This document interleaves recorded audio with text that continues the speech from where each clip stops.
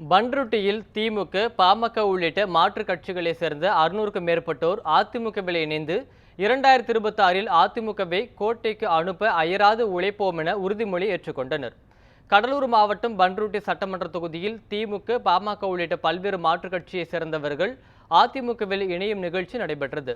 அதிமுக மகளிர் அணி துணை செயலாளர் சத்யா பன்னீர்செல்வம் தலைமையில் நடைபெற்ற இந்நிகழ்ச்சியில் கடலூர் வடக்கு மாவட்ட அதிமுக செயலாளரும் முன்னாள் அமைச்சருமான MC சம்பத், முன்னாள் அமைச்சர் அப்துல் ரஹீம், பண்ருட்டி முன்னாள் நகரமன்ற தலைவர் பன்னீர்செல்வம் ஆகியோர் முன்னிலையில் பாமக, திமுக உள்ளிட்ட மாற்றுக் கட்சிகளைச் சேர்ந்த 600க்கும் மேற்பட்டோர் அதிமுகவில் இணைத்துக் கொண்டனர்.